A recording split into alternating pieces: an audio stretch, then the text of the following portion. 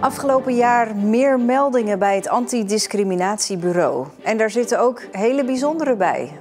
Hij zegt, ja, we gaan jou niet aannemen, want je hebt de Haagse accent. Nou, dat ken gewoon niet. En verder in deze Zeeland nu. Groot onderzoek naar doden in koewacht. En schilderen in plaats van medicijnen slikken.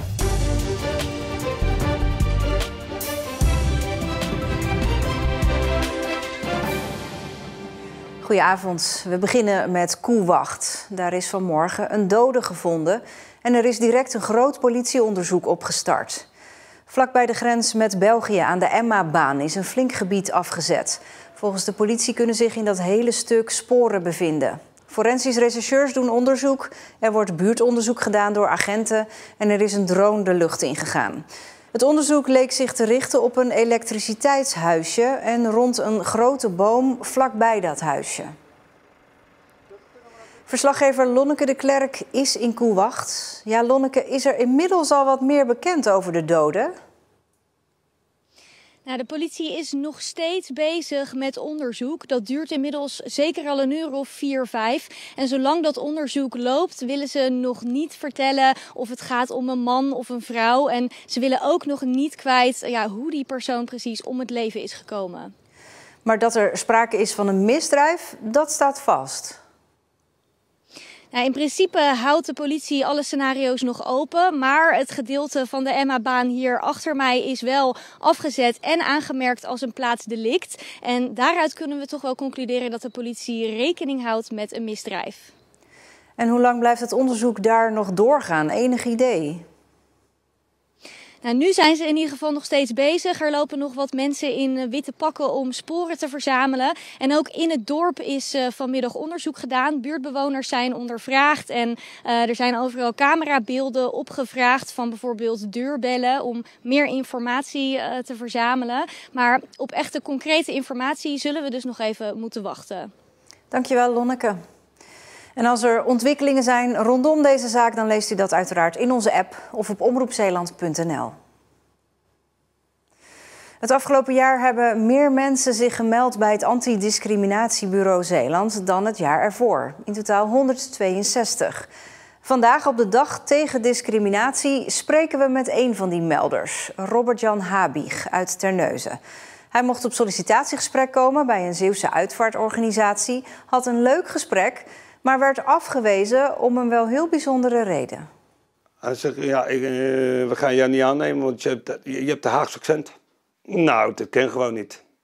Dit kent je absoluut niet. Een vriend van Robert-Jan attendeert hem erop dat hij een melding kan maken van het incident. En dat doet hij. Nou, ze zijn echt daarop zeer serieus, anti-discriminatielijn, hebben een serieus brief geschreven naar ze. Die persoon die dat gezegd heeft tegen mij, die heeft ook op zijn flikken gekregen. Ook van een hogere hand van de uitvaartorganisatie waar hij werkte. Zijn wel zijn excuus aangeboden.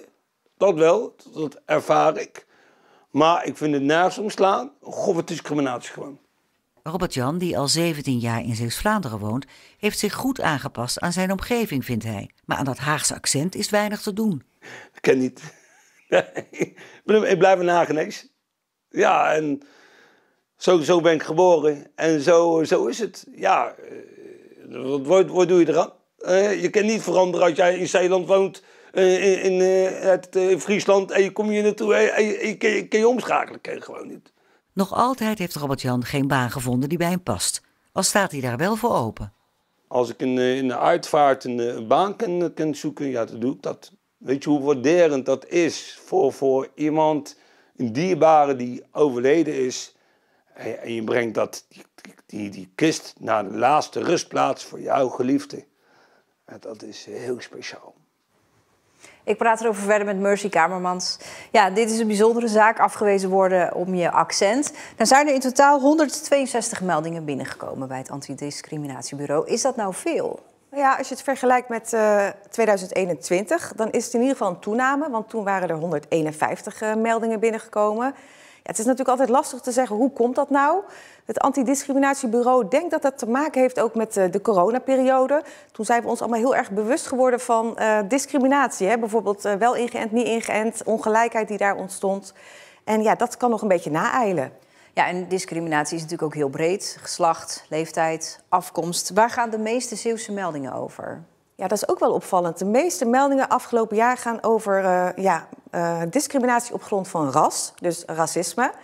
En dat is de afgelopen 7 jaar niet zo hoog geweest. Ja, en hoe dat precies komt, is toch wel een beetje de grote vraag. Je kunt heel lastig, als je de cijfers goed bekijkt, zeggen van oh, daar zit het grootste probleem. Nee, het probleem zit overal in de samenleving. Op de arbeidsmarkt, door een organisatie, op straat, heel erg breed. Als je dat in gaat zoomen, dan zie je eigenlijk op alle levensdomeinen dat racisme steeds vaker wordt ervaren. Ja, en tot slot, Mercy, waar uit Zeeland komen nou de meeste meldingen vandaan? Die komen uit Terneuzen, gevolgd door Middelburg en Vlissingen. Maar ja, dat wil niet zeggen dat er in Terneuzen meer gediscrimineerd wordt. Maar er worden in ieder geval meer melding gedaan van discriminatie. Ja, al met al kunnen we in ieder geval zeggen dat het Zeeland breed is toegenomen afgelopen jaar. Dankjewel. De burgemeesters van Terneuzen en Goes doen samen met burgemeesters van andere gemeenten met een streekziekenhuis een dringende oproep aan minister Kuipers van Volksgezondheid. Die wil het aantal spoedeisende hulpposten verminderen en centraliseren. Van Merrienboer maakt zich nog niet gelijk zorgen, maar is wel alert. Denk ik geen acute dreiging, maar er is wel die dreiging op termijn. Dat als je nu niet met elkaar kijkt en staat voor die spoedeisende hulp in Terneuzen en in Goes, ja, als het helemaal weg is, komt het nooit meer terug. De burgemeesters willen meepraten over de toekomstplannen voor de spoedeisende hulp. Hier moet het komen, midden in Retrangement, een nieuw hotel met 24 kamers. De vergunning is 2 jaar geleden al verleend, maar er is nog niets gebouwd.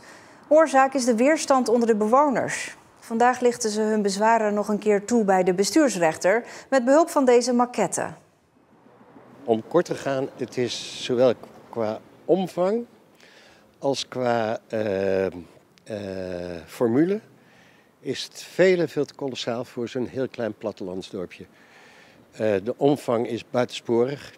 Volgens de gemeente voldoet het ontwerp aan alle eisen die het bestemmingsplan stelt. Op een paar punten na, maar daarvoor hebben de ontwikkelaars een ontheffing gekregen. Maar er staat meer op het spel. Het gaat niet alleen om het hotel, maar de bewoners vrezen ook dat als er toestemming wordt gegeven voor de bouw van dit hotel, de anderen snel zullen volgen en dat zal het karakter van het dorp snel veranderen. Rondom die plek waar het hotel gepland is, liggen meerdere kavels. En als er 1 schaap over de dam is, dan kan het niet anders of de gemeente moet toestemming geven aan die andere kavels. En dan geen leuke zaken, maar alleen maar puur speculanten. Vandaag was de zitting. De rechtbank doet over 6 weken uitspraak in deze zaak. Kirby uit Zierikzee was vroeger dakloos, maar heeft zijn leven weer op de rit gekregen dankzij het schilderen. Zijn talent is niet onopgemerkt gebleven en nu staat zijn kunstwerk op een paar sokken. Apart mooi. Ik had niet verwacht zo. Het is echt mooi. Voor elk verkocht paar wordt er ook een paar gedoneerd aan daklozen of mensen die leven in armoede. Een mooi project vindt Kirby zelf en daarom steunt hij het volledig. Ik ga meer kopen, want Betty moet het hele jaar door op mijn voeten hebben. Ja, en Kirby is niet de enige. Huisartsen zien het regelmatig. Mensen die hun leven om wat voor reden dan ook niet op de rit krijgen en daardoor kampen met gezondheidsklachten. Ook in Middelburg wordt daarbij kunst ingezet. Daar loopt het project Kunst op Recept. 5 mensen doen daaraan mee. Opknappen niet door een pil of zalfje, maar door kunst. Dit is Jeanette Schout uit Middelburg. Enkele jaren geleden werd ze ernstig ziek, waardoor ze niet meer kon werken. Dit alles maakte haar neerslachtig. Ik kon niks meer, ik wist niks meer. Ik was fysiek heel slap. Ik had nergens meer zin in. Ik zag geen doel meer in mijn leven. De huisarts verwees haar door naar de welzijnscoach. Die Jeanette wees op het project Kunst op Recept, waar mensen in aanraking kunnen komen met bijvoorbeeld dans, muziek of schilderen. Na een gratis proefles via Kunsteducatie Walcheren koos ze voor schilderen. Ze kocht materialen en begon met de cursus. Een nieuwe wereld ging voor haar open en inmiddels is schilderen haar hobby geworden. Opeens viel een beetje het kwartje toen na een paar lessen. Toen kreeg ik een klein beetje door van wat de bedoeling was. En met kleuren en schaduw een beetje. En toen dacht ik, nou, het is best leuk. Kunst en cultuur als recept voor mensen die vage klachten hebben of zich eenzaam voelen. Waarom kan dat een goede formule zijn? Kunst en cultuur is een heel krachtig middel, omdat het leidt tot verbeelding. En dat is iets wat wij ook heel belangrijk vinden. Het spreekt tot de verbeelding, je kan je verwonderen over zaken. En dat kan zijn over oudheid, maar dat kan ook zijn in het maken van iets in beweging zetten. Bijvoorbeeld met dans, dat je met elkaar een dans maakt. Het verwondert en het spreekt tot de verbeelding. En dat is wel een verschil bijvoorbeeld met sporten, waarbij je vooral ook aan je fysieke gezondheid werkt. Wat mentaal natuurlijk ook doorwerkt. Maar juist op het mentale stuk kan kunst en cultuur heel erg een bijdrage leveren. Voor Jeannette heeft het in ieder geval gewerkt. Dat het me ook lukt en dat ik niet meer zo eenzaam voel. Want ik voelde me heel erg eenzaam. Ik ben een mensenmens en dat kon ik niet meer doen. Ja, nu heb ik weer invulling in mijn leven. Ja, natuurlijk ook boodschappen doen en andere dingen. Maar ook schilderen en iets maken met kleur. En ja, het is heel leuk. Onderzocht wordt of het project ook uitgerold kan worden in andere Zeeuwse gemeenten. De dag begon zwaar bewolkt, met ook regen en motregen. Maar vanmiddag brak op sommige plekken de zon nog door. Het werd 12 à 13 graden. Morgen valt er de hele dag door af en toe wat regen. En ook de dag erna is het niet veel anders. We moeten het ermee doen. Dit was Zeeland Nu. Een fijne avond.